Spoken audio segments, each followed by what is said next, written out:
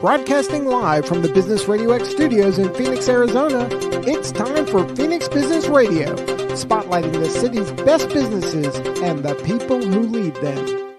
Welcome to The Naked Truth, hosted by me, Lori Corrigan, and sponsored by Snake Charmer Men's Body Waxing. This show is all about nakedness, spiritual, emotional, mental. It's where I pay tribute to the valuable contributions you gentlemen make both personally and professionally. It's also a safe zone for you guys to speak your minds amidst this current social climate where you struggle to be heard. Today, we're taking a bright light on the concern over online behemoths casting brick-and-mortar businesses into the dinosaur tar pit, which has spawned a niche industry to prevent that potential reality. There's always a good aftermath to something that's considered bad. So sharing the microphone with me today is Eric Keosky-Smith and Mike Carrillo of Hownd, whose primary focus is to effortlessly drive sustainable foot traffic that brick-and-mortar companies need to grow. Welcome, gentlemen. Thank you very much. Thank you. Excited to be here. Very, very happy to show everyone verbally what you guys are doing to help the micros to the smalls to big business and the franchises as well. Why are we running scared with Amazon? Give us a quick synopsis. Well, first off, to put naked and dinosaurs in the same paragraph was pretty unique here. So looking at Amazon, they are consuming the earth. I don't think their concept is bad. I don't think they're naturally an evil company. But if I'm a business out there competing with them, it's getting harder and harder. They own the data, they own distribution, they control your brand, they ship stuff. And they're even getting into medicine. So they're really going to be invading our lives pretty severely. And it's hard to think about competing if I'm a small business. Yeah, so I would agree. It's as we kind of watch the evolution of Amazon go, right? It's one thing you kind of look at it. There's a lot of frustrating aspects when you have a company like that has the reach that they do. But then, at the same time, so many businesses even rely on them, right? So it's this little kind of back and forth where even a lot of small businesses rely on them for their deliveries, for things to come in. So what does that balance look like? And then how do small businesses compete in a space where you can't necessarily compete with hey, I can deliver something today, right? I can get it straight to your door. So there's these kind of barriers that Amazon's trying to create, these kind of barriers to entry for other businesses, trying to keep them out. So now they control the distribution chain. They control delivery, right? They control all of these different things, the warehouses and distribution. So yeah, I think it's time to look kind of critically at what are the things that small businesses can do to stay competitive in the landscape. What are the tweaks that they can make to really stay as competitive as possible? And I do think that there are things that we can do. So hearkening back to, what is it now, 30, 40 years, even more, when Walmart was the behemoth. Yeah. The big box stores, mom and pops were just being closed right and left. How is that different? How are you going after this differently now with technology? And is technology the change maker for you guys? I think technology is a change maker. Keep in mind, Walmart has been around 40, 50, 60 years, and many of these businesses are still thriving. And just as an interesting twist, Walmart themselves are now the biggest grocery chain in the country, which is extraordinary. I think technology absolutely can be used to your advantage, but if you just focus on technology, you're now playing Amazon's game. So I think we'll talk about a couple ideas about ways you can do things they can't because they are so technologically bound. Does that have to do with creating good problems? Is that a tie-in for you to go into that little tip sheet on how to? Yeah, so I think that there is. So Hownd's mission is to create good problems for small business owners, right? So good problems is more customers than you can handle, right? Good customers is you have to go out and hire some more staff because of the influx of customers that are coming in the door, right? So we all know what good problems are. That is ultimately what our goal is. I think the competing with the Amazons, it is, like to Eric's point, it's a bit of a balance. There's a balance between the level of personalized service that a small business can give that Amazon just can't, but at the same time on the technology side, there's this level of personalization that because of big data, Amazon's able to provide that a lot of small business owners aren't. But I do think that is one of the biggest places that, as a small business owner, that if you want to begin to kind of future-proof your marketing efforts and really start moving in the right direction, it's focusing around data and personalization, even on the small levels that we're able to do it as small business owners.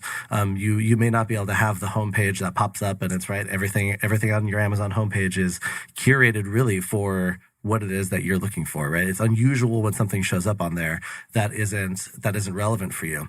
But us as small business owners, we can actually do a lot of that same thing by collecting the right amount of customer data and then utilizing that data in the right ways to provide personalization. And I think that's one of the technology areas that we're able to do that. That's a really cool point you make about having it so finitely tuned to what you've already purchased or what you've looked at. For example, YouTube and Groupon, doesn't matter random what you might have been searching for a restaurant. Speaking personally, my waxing YouTube video shows up in places people contact me and say, I don't know how this fell over my radar. I have a wax from start to finish of a male Brazilian for educational purposes and to calm clients down before they come in. Since January, have 3 million hits on it. Wow. It was just for analytics. So it's curious why Amazon doesn't branch out a bit. Wouldn't that increase their sales if they were to do that? And how is that associated with the wide approach of a small business to reach the target market?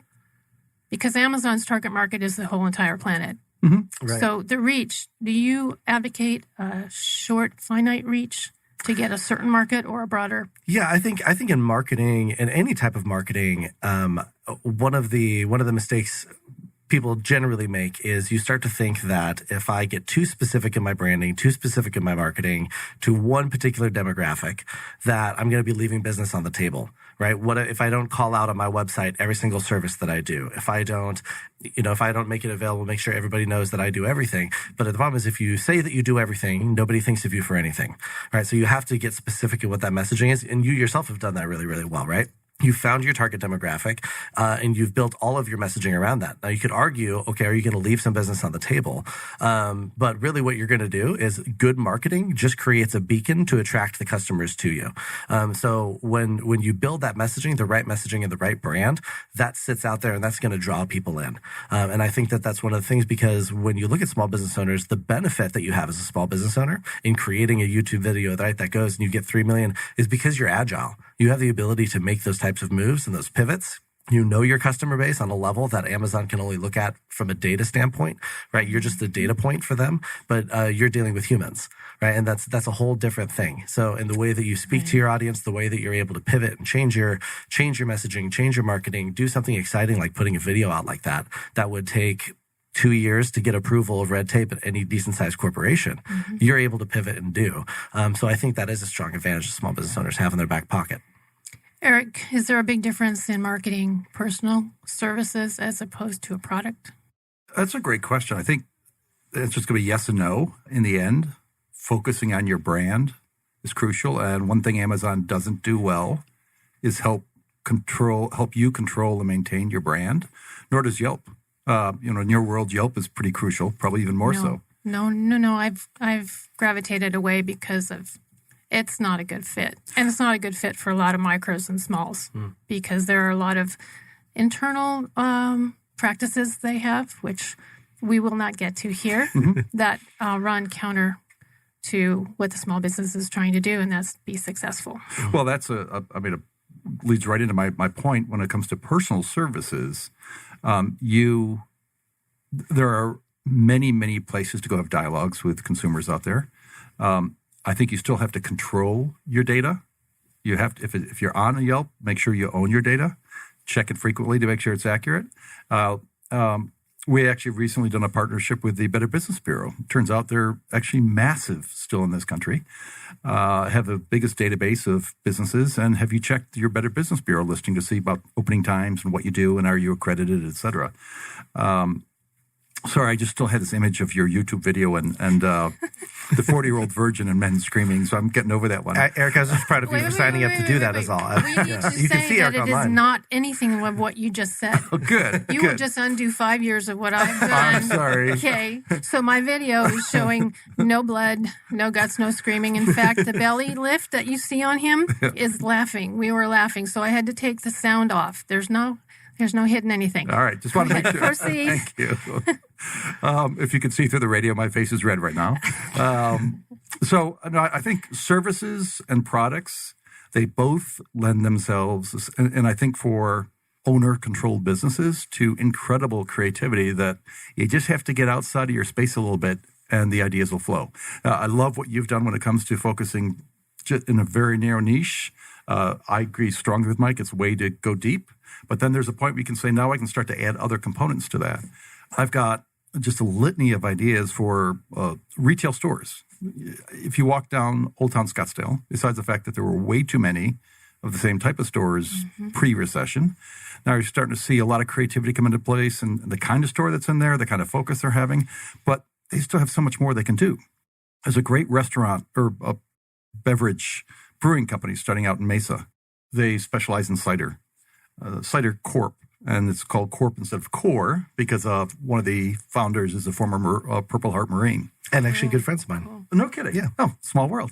Well, what they're doing is not only have they found a niche and they're getting quite a presence across the state, but they're now becoming an incubator for other restaurants inside. So Mike's Pizza, and then the new coffee shop that's opening, I just want to grab the name real quick, Paid Cupworks. And so they're helping others who kind of compete because they're going after the consumer dollar, but the reality is they're floating all the boats, and they've created a restaurant incubator. And then we're sitting right here as another example at Mac 6. Down the street, they have an incubator for manufacturing where 10 companies are all working together to build a better business individually and yet together. So I think in the services space, people ought to be thinking, how can I partner with other people? How can I find other things I could bring in the door? If I'm a retail clothing store, Friday evenings, I'd have a musician sitting near the front door, acoustic guitar, maybe an up-and-coming one, give somebody a break, and people are going to pay attention. They're going to say, that feels a little warmer than my typical clothing store. So there's 100 different things a brick and mortar could do to compete, to promote their service, and to be different than somebody else, and certainly to compete online. Wow, that was a lot of nuggets that, as a micro, I never even thought of. And there's the rub too. Micro and small businesses, which is defined under 50 people, often don't know the first thing to do to market themselves, and at the same time, likely don't have the budget to pay a professional. Address that. Where do they go when the money they have is already spent in 3 different directions? Prioritize. What's the priority? I'll start and I'll turn over to Mike on this one, but this is where I'm so passionate about, and this is a blatant promotion for Hownd. Please do. I met the CEO 11 months ago. He contacted me through LinkedIn. I can't believe I'd never heard of the company because I've been so passionate about what they're doing. But the whole idea of software as a service, that's what most software is today, where you have to buy the software, learn the software, then use the software, becomes really problematic if you're trying to add, oh, by the way, become a marketing expert, and you're already working 60 hours a week on your business. What Hownd has done is totally flipped that, so it's software with a service.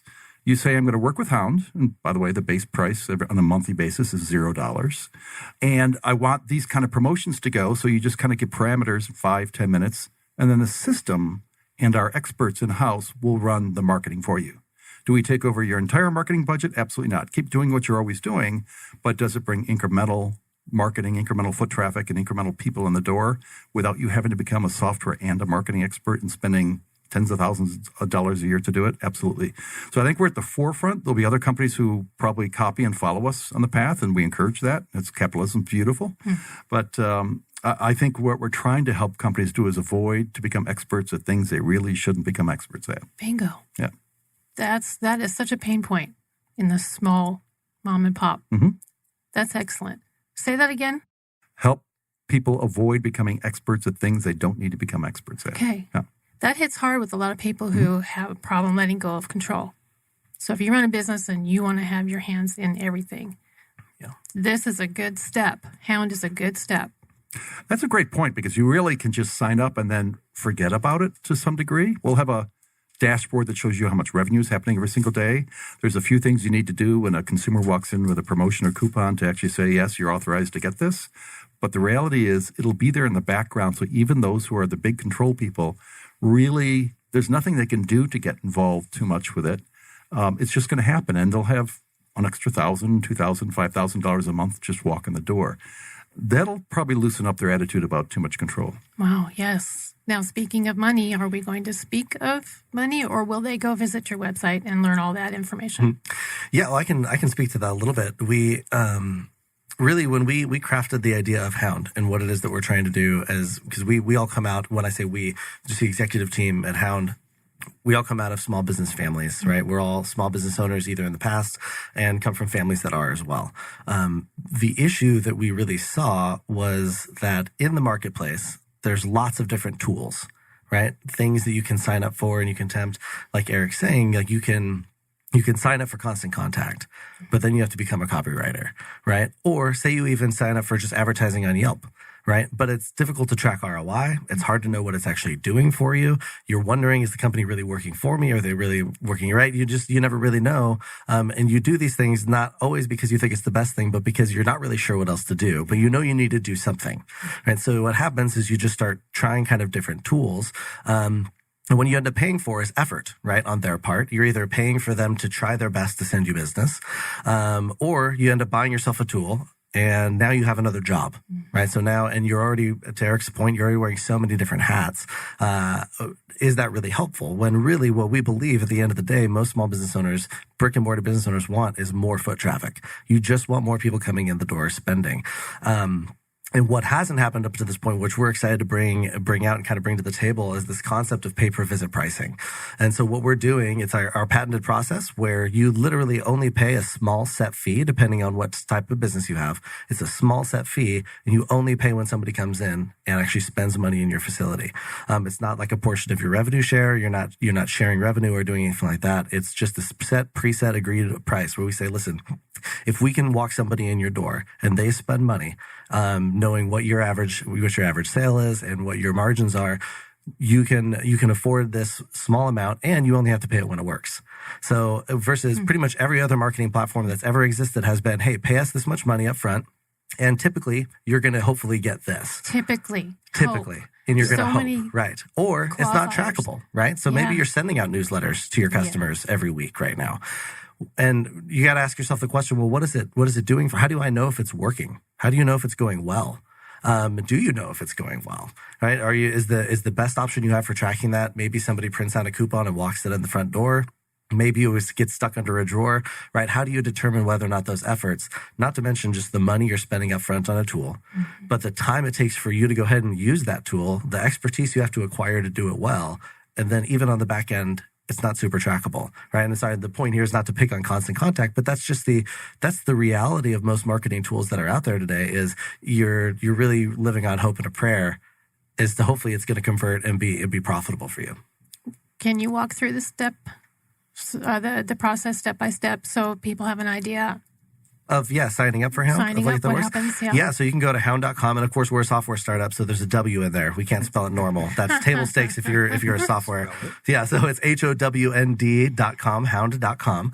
You can actually go to Hownd, and within as little as 5 minutes, you can actually just create a promotion within the system, and then you can upload your customer list, and we're going to help you market back to your existing customers as well. And then we're also going to distribute that on your behalf. But you put it, you set it, you forget it. And again, you only have to pay something if somebody walks in the door spending money with your business, and you always know what that's going to be. So it's a controlled cost. There's biggest issue we have is it sounds too good to be true. I'm skeptical. Does it really only take 5 minutes? I actually had that put point blank to me by a large restaurant association who's not in this state. They're about to become a partner, but they said, you solve the number one problem for our restaurants, foot traffic, but I don't believe you. So we went back, I scrubbed through the plan, I showed them all the details. There's no contract. The 5 minutes can happen if you use our base no-cost product. It may take 10 minutes if you actually want to put more aggressive promotions in place and coupons, which many of our clients are doing. But in the end, you've got an expert on the phone talking you through it. When you go away, they continue to work on your product as if it's theirs and the promotions.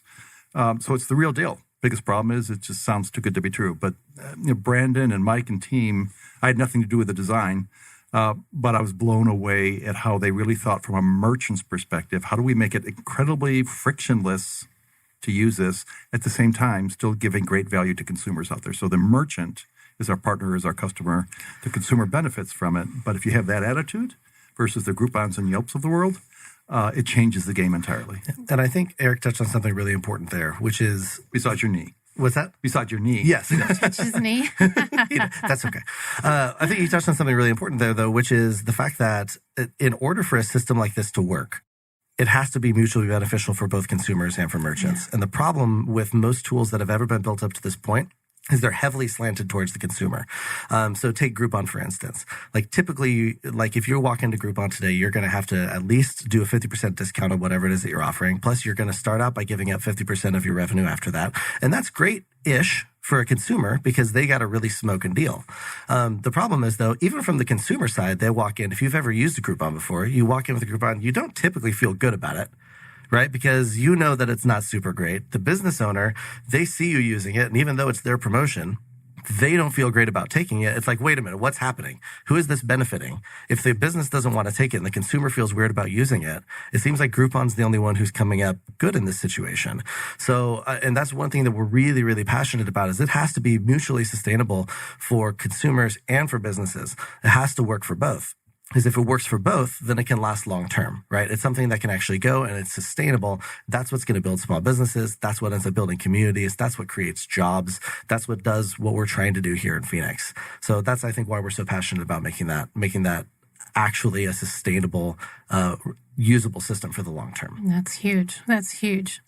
One point about Groupon that confuses me is it says right there in their fine print, customers can buy. Existing clients can buy another one in 6 months because, and I pointedly asked, I said, this person is already a client of mine. Well, our policy is if they haven't been to you in 6 months and they're not really your client. And I so wanted to say, where's that arbitrary time where that client who's been to me is no longer my client? I have many clients whose hair doesn't grow back as fast anymore. They only need to come twice a year. If I were to see a Groupon from them twice a year, every year, I'd be out of business. Out of business, yeah. Right. So this is my pet peeve with a lot of these coupon companies that you're terrified as a small business to miss out on the potential. But that potential gets twisted when you read all this stuff and you think, okay, I have to comply with that because then I won't be represented on this platform. The point where a small business can pull that plug, which I did yesterday. And we're in a Groupon-free zone here. We are. Did you rip it off? I ripped it off, and it felt good, and all my hair came off, too.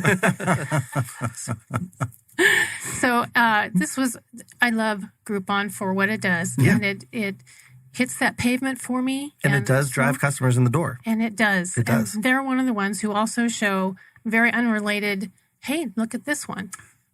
For you're looking for a basketball and here's my waxing thing. Yeah. And I always wanted to do that. Stop it. You said the naked truth. All right, got it. Basketballs would worry me. Double the appointment time. Okay, see, you started it. I did. This is taking a turn. This is Mike's voice. This is a fun thing, and she even snorted now. So thank you, Groupon, for helping me get to where I am. But it doesn't work for me anymore. And people, please get strong people and trust your intuition. You can do it once you've got a really good base. Start with Hownd. Check something different than what all the rest of us sheeple are doing. Yeah, I like that term, sheeple. Well, the beauty, I can also say this as the relative newcomer and outsider. They really did design this with incredible passion, and our entire mission is about helping business owners succeed, which there's a few companies in town who have a similar mission. And I worked for one of them for a while, and great product and great service, but it also came with a consultant. That was kind of a tough pill for a lot of people to swallow. So I love that they've really gone over the top. We're an conscious company. I'm sitting in the Conscious Capitalism headquarters of Arizona. I am a conscious capitalist. I also committed, by the way, 4 weeks ago, the company is going to come on board as a conscious capitalist. Nice. But it's all about stakeholder mentality. And I think the brilliance of what Mike and Brandon and team designed was they really thought about the consumer. We have to make it very fun and attractive for them, but the community as a whole, as well as the merchants we're dealing with, and even now partnerships. Who else can help us? Who can benefit from helping us help the merchants? So you're talking conscious capitalism. Please explain that for those who aren't familiar with the term. I'll circle back to that a second. Okay. Let me finish that other point then about Local First Arizona's first company organization that I approached when they brought me on board. Is like, this is an organization that understands the pain and the opportunity of small and local business. So they're now partnering with us very closely to communicate out to their member base. Tempe Chamber of Commerce, they're one of the more leading ones when it comes to the proper use of technology. They wouldn't partner with a Groupon for their life, but they actually put their arms around us pretty strongly, and we're now partnering pretty closely with them for their member base.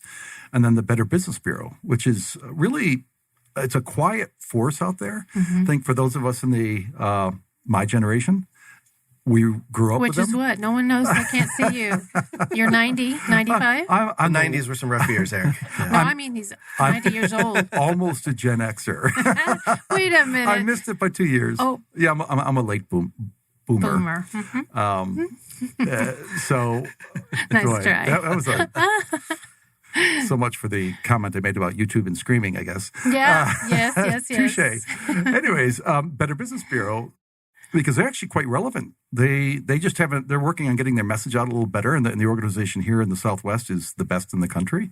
But it's really about companies saying, "Look, I commit by being a Better Business Bureau accredited organization to do business this way." So where I think conscious capitalism really comes into play is that it's a creed, it's a framework for doing business that profits are a byproduct of the work you do. It's actually a focus on all the stakeholders. It's a focus on a conscious culture, on conscious leadership. And it's a better way, quite frankly, to promote and do capitalism. If you're thinking about, okay, if I do this, but it's really going to kind of screw over our members or our partners or our consumers, I really got to question what I'm going to do. That's a far better way for doing business, to do business, than saying, yeah, but we can make more money. And so I was very impressed in how much Hownd, and if our investors are listening, I apologize, but probably are, quote, leaving money on the table. But what they're doing is building a far, far bigger ecosystem for millions of businesses to use it, because we've made it so friction-free, inexpensive, and risk-free to give it a try. So that's a very conscious approach to doing business. Yeah, it is. The foundation of any business is not looking for the money immediately, but also this is huge for small business. Getting that return. What are we doing, first of all, to get that person in the door? So we've used some sort of platform to help get the word out. And then they come in, and some of my competitors are very heavy product oriented. And some of the processes they use, some techniques, create a problem with which they have a product for. So it's an interesting business format that is certainly not client-centric. Right. So is that what you're speaking to? That's one great example, yeah. It's also, look at Pastino. I think they're a great example of, or Upward Projects is the overarching restaurant organization. They're now expanding into Texas and to Denver. They love them up in Denver. They really treat their employees quite well. It's an expensive thing to do. They have great leadership there. They were growing in ways that they never could have 10 years ago, because they also have the right culture in place. A really inspired group of employees work there, and you always feel kind of warm and friendly when you're there. That's hard to do. You really have to focus on it. It's especially hard if profits were your motive. You probably wouldn't treat people the same way. So as a result, Lauren Bailey, who's the really inspiration behind the whole organization, she has some of the most loyal employees you'll ever see, and they'll stay around for years in an organization that normally sees, or an industry that sees 50 to 100% turnover a year. And it's a mindset. And as a result, I bet you you'll find they're a fairly profitable restaurant organization as a byproduct of the great work she does. This is not rocket science.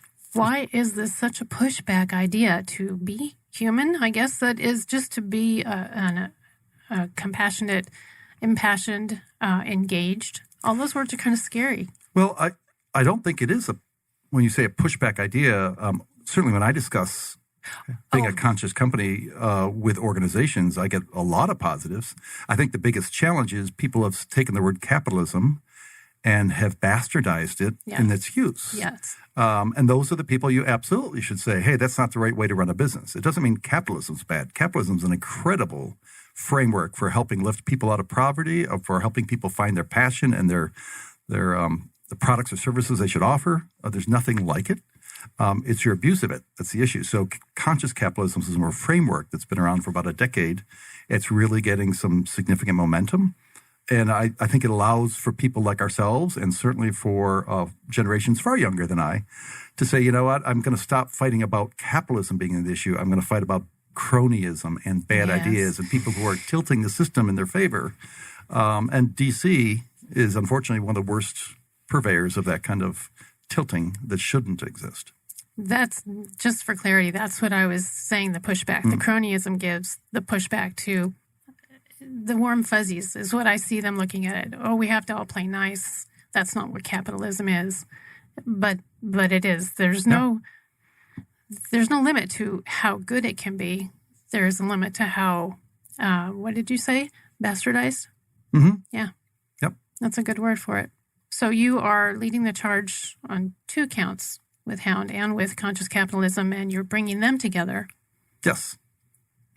And we have thousands of customers today. We'll have tens of thousands, if not millions, in the next few years. I don't think this is a message that's going to get buried in that either. So, oh, no. Yeah. Right. And honestly, Mike and Brandon are leading by example, which is the best way. Speak softly. Do the right thing, and people will start to catch on that that's a far better way to run a business.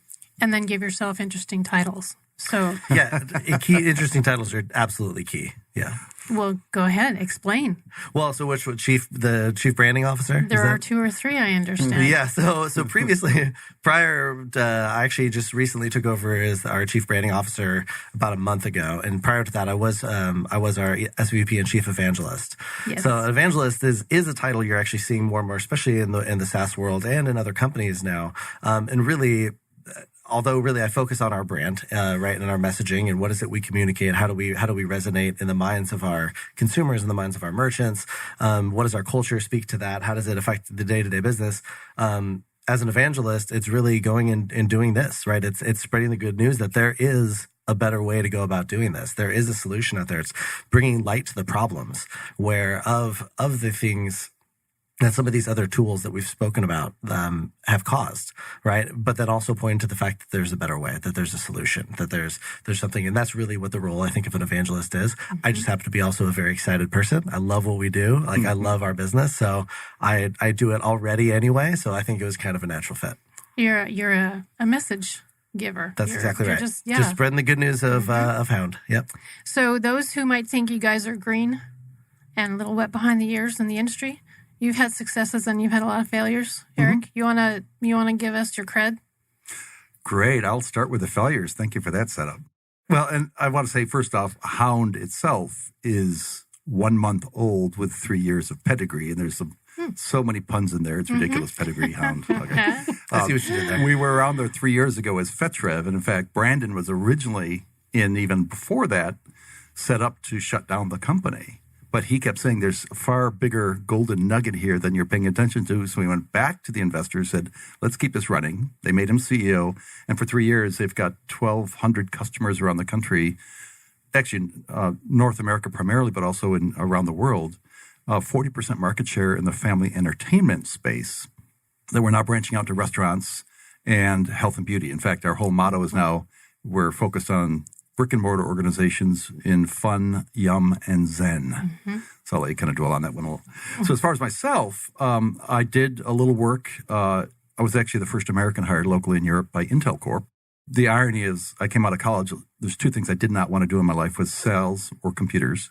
And I got stuck doing both. Yeah, you did. And I'm a marketing guy, not a sales guy. I'm a business development expert, not really a salesperson. They're far better at I doing the day-to-day work. But I was fortunate that Intel tossed me a couple huge opportunities. I got lucky, right team, right place, launched a product for them, did a lot of channel marketing with them, and even got voted most European one year, which was kind of cool. Because you look at And I was surrounded, though. I was working with people from 14, 15 different countries every single day. My favorite, I'm going to segue on this a little bit. I actually came up with my team came up with a program called Campeones, Champion. And we did it as a distribution competition. And part of the goal was to get business up. And then we would send a bunch of people to Cancun at the time, which was a very hot spot for Europeans.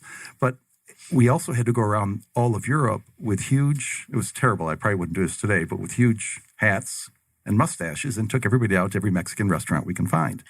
I can tell you where some of the worst Mexican food you will ever eat in Austria. And in Zurich, it was a high-end restaurant, so it was very embarrassing when we pulled out the mustaches and the hats, but we had a great time with it. So I then got a chance to launch a product for them with a $20-something million of advertising behind me. It was kind of fun. I was also an evangelist, similar to Mike, in Silicon Valley for a couple of years, promoting the consumer web for Intel. But then fast forward, I did a product 9 years ago called Diner's Passport. I still have a lot of passion for. It was the world's first frequent diners program for anywhere you dine out. So between that and the company I'd launched prior, Swag, where I gave away a lot of stuff. Including almost my kids' college education. Oh. I got a great network in town. I also learned a lot about the difficulties of restaurants in particular in small business. Fast forward, I get a call from Brandon Wiley, the CEO of now Hownd, in January, and thought, oh my gosh, this is the most connected and inline company compared to what I'd been trying to do, except they've got a better CEO than I was and far better product and idea than I had than Diner's Passport. So my business failed. I had to shut it down, ran out of money, and I couldn't get enough traction going and couldn't get any funding in the door. But the concept was correct. And then I come to Hownd, and they've not only made it far better, far more scalable. So, yeah, some startups that didn't make it, but taught me a lot. I've kind of like an MBA on steroids, and then a little bit of success with Intel Corp. So now you found your niche in this company. Yeah. That was your pedigree, so to speak, before you came to Hownd, was to experience the education of the failure. Yeah. And failure is such a horrible word. We get to think of something else that just means this didn't work. The next thing is going to be better. Yeah. You know, if people look at a failure and their life stops. I learned, pardon the expression, a shitload. And I also learned about partnerships too. So my role with Hownd is to bring in partners that are where it's highly mutually beneficial and they're on common missions. So I love doing that. Absolutely found my space. Speaking of which, would you like to share a failure with us, Mike? Oh man, how much time do you have? 30 seconds? Perfect. No. Yeah, so I grew up in the world of small business, and I've had different. I'm an Arizona native, so born and raised, grew up in Tempe.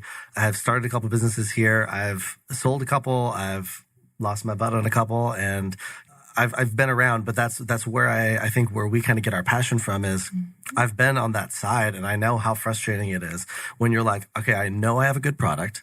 Like, I know that we deliver, we do what we say we're going to do. But I don't really know how to go out and get people to come see me, right? Like, how do I get more people just coming through the door? Because I know what I bring to the table is good. I also know that there's a lot of other small businesses out there that aren't doing it very well, and somehow they're thriving, right? And so I've seen that perspective, and I felt that burn. And although Hownd is new, we have existed previous to this as FetchRev for the past since 2016, and since then we've generated just under $63 million in direct purchase revenue for our customers. So although we are new to Hownd, and we've created this new way of doing it, we are certainly not new to the world of small business and generating foot traffic for small businesses. So this is something that we have been doing. The pivot to Hownd was a change. The kind of the rebrand that we went through was really a pivot towards this new concept of we were one of those tools. Like, so when Fetra first started, we were a tool that you had to use. So we said, hey, here's the tool. It's this X amount of dollars per month, and you can go in there and use it, right? Well, going into that for a while, what we learned is when we managed the actual tool for our customers, they would get 75% more purchases than when they were trying to manage it on their own. Well, that's because we live and breathe this kind of concept of marketing and promotions and drawing people into the business. So we started managing that. And with Hownd, the idea is let's just make this completely effortless foot traffic for our customers.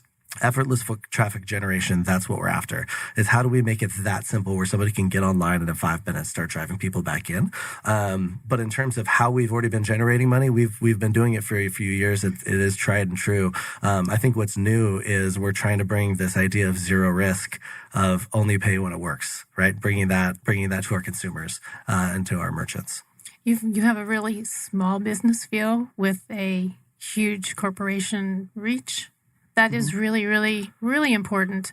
My programmer, but for the scheduling of my clients, is a local gentleman. His business is Hummingbook. So many facets of it are different than the big box, what's available online. Micro and small businesses can't generally use those because, say, for incremental times, most of them are 15 to 20 minutes. And a lot of us have 5 and 10 minute appointments. They're just, they're made for the larger companies. Sure. And so from what I'm hearing from you guys, you are so attentive to not just the small micro, not just the corporations, the franchises, but the people. Yeah, absolutely. Semantics, huge. It is. Well, it is. It is about the people in those. Every small business owner, right, is trying to take care of their family, trying to build a business, trying to pursue that kind of American dream. But at the same time, back to the point of kind of the beginning of the show, we're also up against some big behemoths like Amazon. And so as Hownd, what I would love to be able to see is we do have the ability to compile that data. Our whole goal is to get your promotions in front of the right person at the right place at the right time, which is what Amazon is doing. Part of the reason why they're so successful is because they can do that. So if we're able to kind of bring a coalition of small businesses together, where now we can give you some of that reach and we can give you some of that ability, because that's what our software does, that you're able to leverage that. Hopefully we're going to be a better tool in your pocket to be able to go when you're going against those guys, to be able to compete, be able to drive business back in the door and do it in a way that's really sustainable. For listeners who aren't quite sure still, clarify, is this a hashtag? Is this geofencing? What can you say is something that would be familiar to them? In terms of how our services work, yeah. So I mean, just the real basic is you can go online, you can create a promotion if you would like. We don't require discounting. Like, that's one big thing. We don't require you to slash your discounts 50%. You actually get to drive what that is based on your margins and what's appropriate for you. And we're going to help you distribute those through a number of different channels, through email, through social media, through your website, as well as through the My Hownd app that we have for our consumers. We're going to be distributing those for you. And really getting those offers in front of people. Again, that's what we shoot for. And all of your marketing you should really shoot for is how do you get your messages to the right person at the right place at the right time. And so that's what we're trying to do. So that's in a nutshell of what is what we're doing, and driving these promotions out to drive consumers back into your doors or into your doors for the first time. But on the geofencing, right or wrong, we've made a business decision at this point that most businesses, a 5-mile radius around them is the appropriate place to push promotions to. And it's based on where the consumer is opening up the app. So if I'm at home and I open up the app, I'll see 5 miles from there. If I'm sitting here today, I'm going to open it up and see what promotions are within 5 miles of me right now. And that's crucial because we also then don't want to have a string of 400 promotions. We actually want these, and over time, they're going to get more and more curated. They're also going to get grouped. So I'm just, if I'm going to go get a body waxing, and you are. Because you said you were. I did. And he needs it desperately. So How would you know that? Let's keep this professional. Hey, at my age, my hair, that's true. At my age, my hair just keeps kind of gravity down. But anyways, but after that, I'm going to need a martini. So the ideal thing would be to have No alcohol needed. But okay, this is your story. This is an example. My story. So why wouldn't I? And prior to that, I probably need a little therapy, perhaps. Oh, you are so in trouble. Massage therapy. That's what I mean. So why wouldn't I also be able to get a promotion that included all three of them together? So this is the whole thing of having complementary businesses working together, and our system's going to do that automatically more and more over time. Now, there's artificial intelligence built into that, but no one needs to be worried about that. It's not going to start a war. It's actually going to just give you better offers. The other thing from a business point of view is if we were a startup, this is a big pill to swallow. Who are you going to bring in the door? Well, it turns out because the team has already been doing this for 3 years, we have just about 40 million consumers, mostly in North America. I think we're close to 43. 43. Yeah. So we're getting 20,000 a day coming into the network. These are adults, verified emails, who will, as they start to get new promotions, be moved over to the My Hownd app to actually activate the promotion. So the geofencing also comes into play, not just on who we promote to, but they have to be in your facility to activate the promotion. So this isn't a sit outside your door, hey, I think I'm going to go waxing, let me look for the best Groupon. We're the antithesis of that. You've had to make a decision ahead of time and then walk in the door with that promotion. If I'm already showing up at your door and I'm planning to do business with you, so to speak, then I shouldn't be given the right to get an additional 25% discount just because Groupon had something sitting out there. That's what people are trying to do. Find the business and then go get a Groupon. Yeah, well, yes, and they might be sitting outside the door. We actually had a story of that 6 weeks ago with our CEO. Really? His wife was looking for a discount for the mini golf they're about to go to. He says, no, that's not the concept. We're here. No, Groupon didn't bring us here. We came here on our own. Giving a discount to us now, that's immoral. So that's a really good nugget for people to hear out there. Groupon is really great. It really is. Again, I don't want to smash them. Nope. But using them properly. Properly. Absolutely agree. And then what it also does is this 6-month return purchase puts the small business owner or whichever business it is on the defensive to explain to clients who are still clients why it's not okay for them to come every time with a Groupon. It puts the business owner in such a bad position. You don't ever want to have to butt heads with a client over money. Nope. You're there to provide the service. They liked your service. They're coming back for it. Doesn't matter when. They're still a client. And that's where I parted ways with them because that was such a huge thing. And so many people are losing money. So I really appreciate the way you guys have tweaked this in this direction. Is there anything else you'd like to add? No, I think that's it. I mean, to your point, I think it's about sustainability. It's about creating a network of businesses that are kind of working together, lifting each other up, working together to be able to kind of build this network and be able to support each other in that way. And to your point, if we are still small, we are still growing. We're growing very, very quickly now, which is super exciting. But what's really great is even if we say you sign up for Hownd and we send you one customer in the door, because you don't pay anything for the Hownd platform, you're still profitable, right? It's you know that you're going to have a solid return on investment, and that's what we're really excited about. The reality is that we're going to do a lot better than that. We drive thousands of purchases every single day, but the reality is you can try it. You can kind of kick the tires, and with really no risk to yourself. You're not putting anything out there to jeopardize your business or your profit margins or any of that. And that's what we just want to be the best friend your business has. That's what we're trying to do. Well, it sounds absolutely perfect. Eric? For me, for the retail, particularly brick and mortars, just because that's what we're focused on, but that doesn't exclude service organizations, of course. Step outside your box. Take a look around what other people are doing in other industries and start to think, how could I apply that to my own business? I think there's tons of space, even in the fashion industry, which is really under brutal attack from the Amazons of the world. Tons of space to innovate locally, better service, being kind and warm when you walk in the door. In my description about Pastino, why I love going there. Music, adding other partnering with other organizations. You know, for example, downtown Scottsdale does the art walk every Thursday. Well, you're actually working with your competitors, but to build a better local marketplace for everybody. So I'm hoping we maybe sometime in the near future might come on again and ask you if we can just do a brainstorm out loud session with a couple of retailers in the room. Love that. Where they ask us ideas and we come back with, here's the kind of things you might want to think about doing. Absolutely. But they can do it today on their own. So just be thinking out of the box. It's not about spending money. It's really about spending a little mental effort on what can help you differentiate yourself from both online and competitors, the Walmarts of the world. And then, of course, in the background, Hownd could be running and bringing an extra 10 to 50 people a week for you anyway. So, real quickly before we go, can you just expound a little bit on embracing your competitor figuratively? Could you try to outdo your competitor? That's not what the agenda is with a small business. You just focus on what you do and you do it best. Correct. Right? Correct. I mean, consumers only have so much time and dollars to spend with you. If they're going to walk next door and spend money, that's money that was really probably not yours in the first place.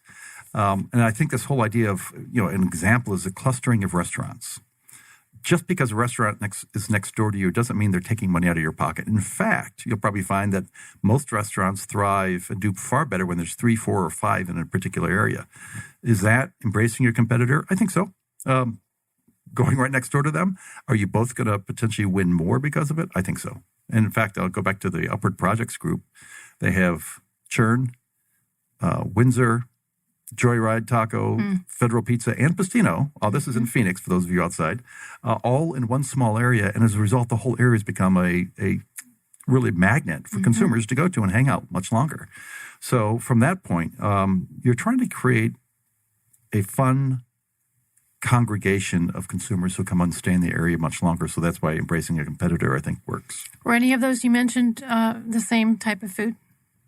They all had their own? They're all food, and they're all restaurants. They are, you're right, they're unique and different foods. Okay. Yeah, so good point. A lot of strip malls, when a big corporation of a certain, say, waxing service first takes possession of a lease in a complex, they have a no-compete. Yep. So they're keeping out. So that's old. Isn't that old school? I think it is. Okay. Starbucks has the same thing. And I personally like Starbucks. I think they've done a phenomenal job considering how big an organization they are. And I hate it when you go to I won't say which one, but a local coffee shop that says, we can't serve lattes because Starbucks is in the Safeway. I think that's ridiculous. But let me flip that around. Starbucks themselves have spawned tens of thousands of small business owners into their own coffee shop. So it's kind of an interesting win-win and all that. So, but yeah, that's old school, but it's going to be done because many of those folks who are writing those leases are still old school too. Yes. We're going to have, when we finally drop off the planet, we boomers and maybe the top of the next ones, this is going to be a different world. Yep. Totally. Yep. And you're setting the stage for that. We hope so. Thank you. So now with that, please let everybody know how they can reach you guys.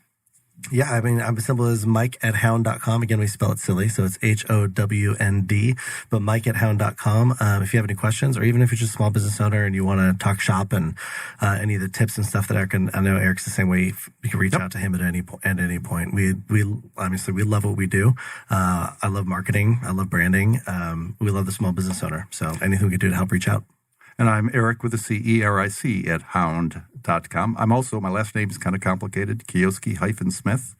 But if you're a restaurant owner in particular, find me on LinkedIn. I'll connect with you. And I've just posted an article today about kind of some of the nasty stuff Grubhub and Yelp have just done to your business. So I won't go into detail here, but find me on LinkedIn and take a peek at the article and tell me what you think. And you can find out how to spell everything when we release this show. Thanks for joining me today on The Naked Truth. I'm Lori Corrigan, and it's also sponsored by Snake Charmer Men's Body Waxing. This is a show all about nakedness, spiritual, emotional, mental, where I pay tribute to the valuable contributions you gentlemen make both personally and professionally. It's a safe zone for you guys to speak your minds amidst the current social climate where you struggle to be heard. Until next time.